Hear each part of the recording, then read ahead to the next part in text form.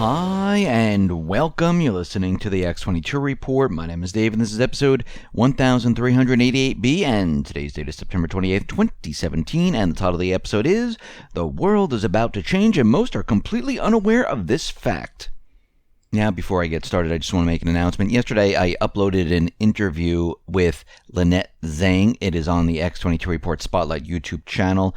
Or you can go to x22report.com. Just scroll down a little bit, look over to the right-hand side. You can play the video on the site. Or you can go to newssentinel.com. Same thing, scroll down a little bit, look over to the right-hand side, and you can play the video there. Or go to Steemit. You can go to steemit.com/@X22Report. You can play the video on Steemit. Let's get into the economic collapse, political and geopolitical news. Now, in the past couple of days, since Trump came out and said something about those players that kneel during the NFL games, during the national anthem, we can see there's quite a backlash against the NFL. There are individuals that are burning their jerseys right now. We also now see that there are sponsors that are beginning to pull their ad dollars from the NFL. And at least one major company right now has pulled the company's advertising and sponsorship money. This is coming from Jones, the CEO of Payday Lending, Chain Check into Cash, and owner of Hardwick Clothes, America's oldest suit maker. And he looked at what's going on. He's saying, listen, we can't be a part of this. Now, as a reminder, the league and its 32 teams make around $1.25 billion from corporate partners and advertisers last year. And what we're seeing at this point is that a lot of these sponsors, a lot of these companies, they might be pulling a lot more from the NFL. And at this point, we can see that this is the backlash. When you do something like this, the people are going to speak out, sponsors are going to speak out, and that's how you know, if what you're doing resonates with the people or doesn't resonate with the people. And we're starting to see that maybe this doesn't resonate with the people right now. We see the corporate media is bashing Trump, saying that he's not helping Puerto Rico, and actually Trump is helping Puerto Rico. He ordered the Jones Act to be waived for shipments to the hurricane area of Puerto Rico immediately. The 1920 Jones Act requires shipments of goods between two U.S. ports to be made with American flag vessels only, and now other ships flying different flags can come in and drop off goods in Puerto Rico. And we can see right now that this is desperately needed in this area because the people there are really suffering. We see that Wall Street and the City of London and the banking system, they're very worried about Catalonia, and they're worried about there might be maybe some type of black swan that might occur during this period if the referendum goes through. And in recent days, JP Morgan Chase, Goldman Sachs, ING have warned about the political situation in Spain's area, Catalonia, where they're saying that this might be a major problem economically. And of course, what they're worried about is their investments, what they can control. Is Catalonia going to have their own banking system? Are they going to separate themselves from the private Western central banking system? This is what they're really worried about. And this is why they're bringing this up. This is why they're making a big deal. And of course, they want the country to stay together. And again, the referendum is coming up October 1st, and we're going to have to watch to see how this all plays out.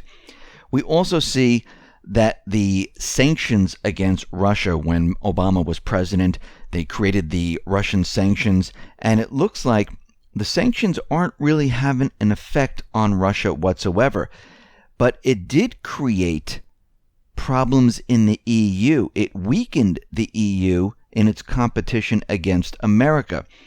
So you need to look at this and say, well, was this really the plan? Because Russia really wasn't competing with the United States, and the sanctions really didn't do much. They lowered the gas prices, the oil prices to hit Russia. That hit them a little bit. But the EU and what they delivered and traded with Russia, it really hit these countries very, very hard, and it allowed the U.S. to do more business, which is kind of odd. So you have to wonder, was this planned so the EU would have trouble and the United States could step in and take up some of the slack. And we see that, yeah, maybe this was the original plan, and maybe the plan wasn't really to hurt Russia because they knew the sanctions weren't going to hurt Russia.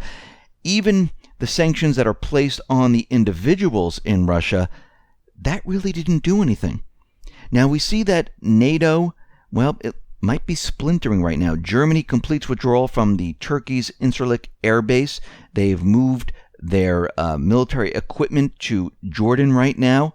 And we can see a lot of the NATO partners, they are in the air base in Jordan. And we can see that Turkey is moving closer and closer to Russia, further away from NATO. And again, this is going to be a problem going forward because the world is changing right now. A lot of people don't know this, but the world is changing. I mean, think about what's happening right now. Syria, well, Russia and the elected president there, they have control of the country. Libya, they want the U.S. out.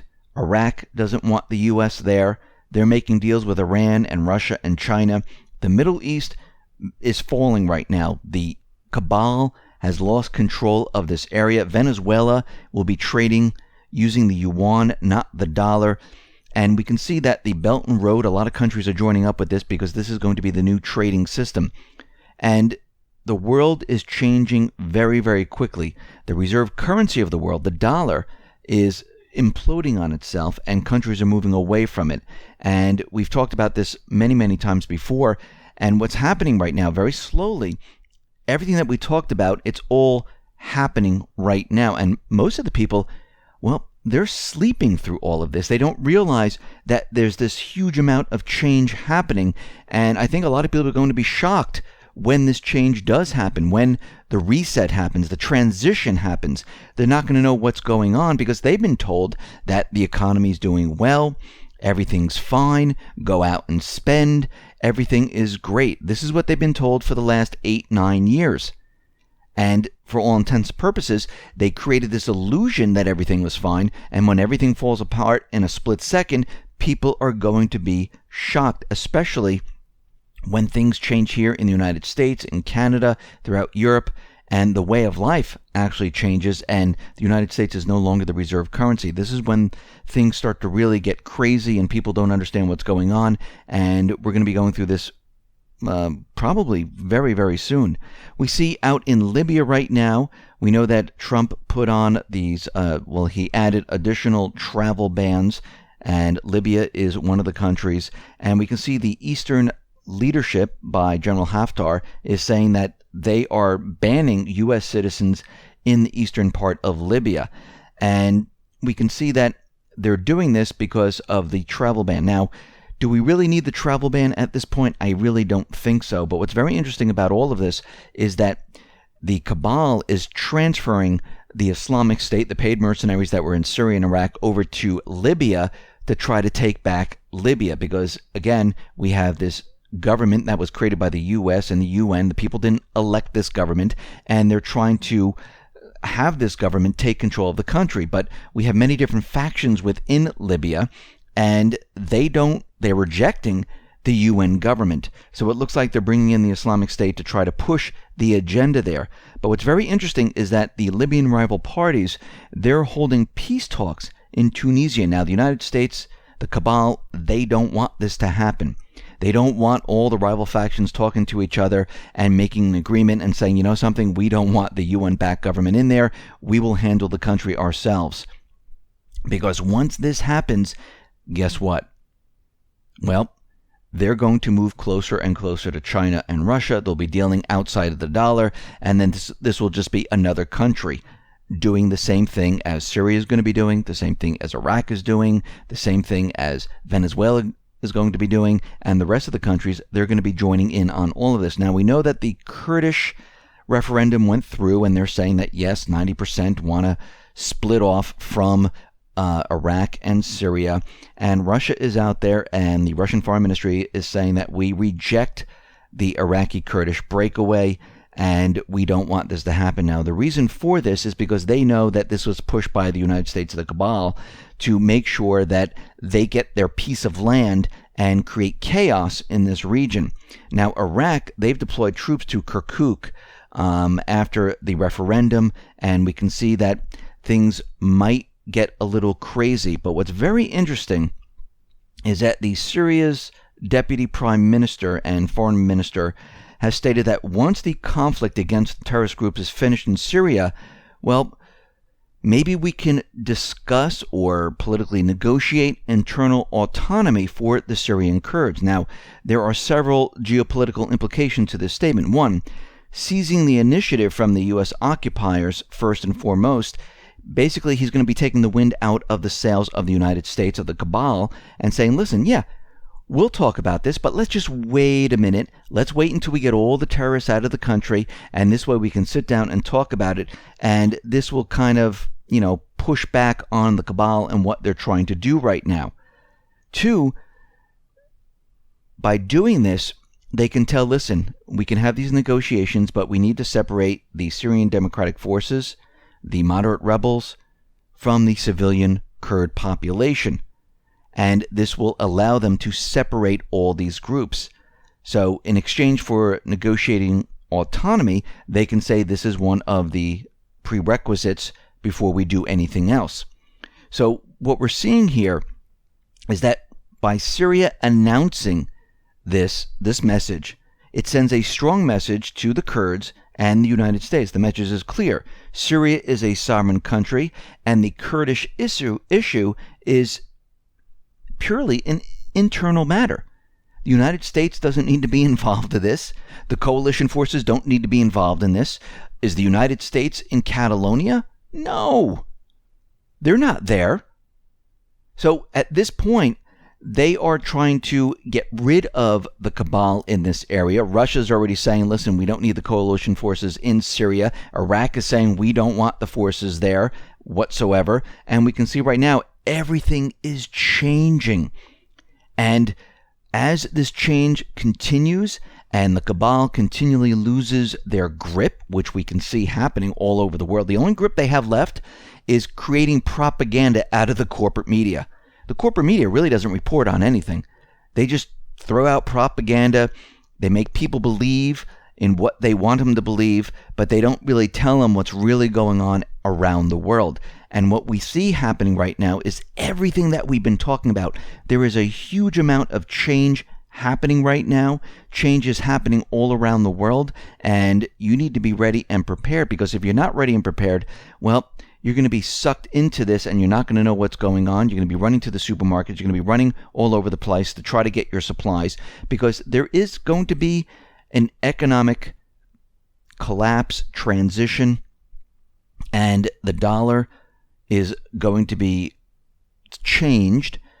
They might still call it a dollar. Some people are saying it's going to be a dollar coin. It's going to be a crypto type of currency. Other people are saying it's going to be something completely different. Other people are saying that the main currency the world is going to use is the SDRs, and the central banks are going to be using the SDRs to have trade across the countries, and each country will have their local currency, which they will then use. But in that scenario, the central banks still have control. And remember, the central banks, they have no allegiance to a country or group or anything like that. They don't care about that, because as long as they can control the creation of currency and loan this currency to different countries, they have control over them. How do they have control? Well, look at Greece, for instance. They're in debt. They have to listen to the central banks. No matter what they do there, they have to listen to what they say. If they want austerity, Greece has to abide by that policy, or they won't receive any more currency. And if they tell them they have to sell off some of their assets, guess what?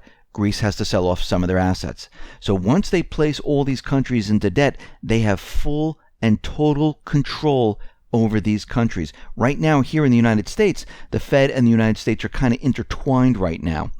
Once this breaks apart and the central bank is no longer intertwined with the government, we can't create currency anymore. And that's going to be a huge problem. There's going to have to be an adjustment here in this country, because look at all the entitlement programs. Look how much money the government makes. Things are going to have to change drastically. Am I saying it's going to be for the better? Most likely not. Actually, it'll probably be a lot worse.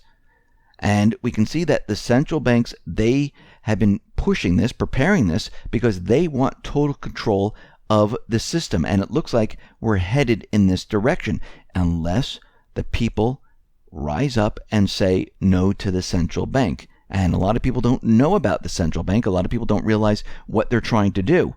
And we can see that this is their main type of operation. Now, with the TPP, which was struck down by Trump, they wanted to have another level of taking control of the countries by having a court system above the government. But that didn't work out. But they'll stick with controlling the creation of currency right now because this gives them a lot of control. And eventually what they're going to try to do is bring that whole, type of legislation back where they would have control of different governments by having a court system above their government level. Now, they might do this through the UN, but we can see right now they have to take a step back because things are changing dramatically. And once again, we're going to go through a transition. You need to be ready. You need to be prepared, and you need to make sure that you protect yourself. Try to protect your family. A lot of people won't listen right now. They don't believe. But whatever you can do what you can. Make sure that you're protected. Make sure your family's protected. Protect your wealth. Make sure you have food supplies, because we're going to go through this very, very rough period, and everyone needs to be ready for what is coming. Listen, everyone, thanks a lot for listening. Be well, be safe, and especially be prepared. Thanks a lot.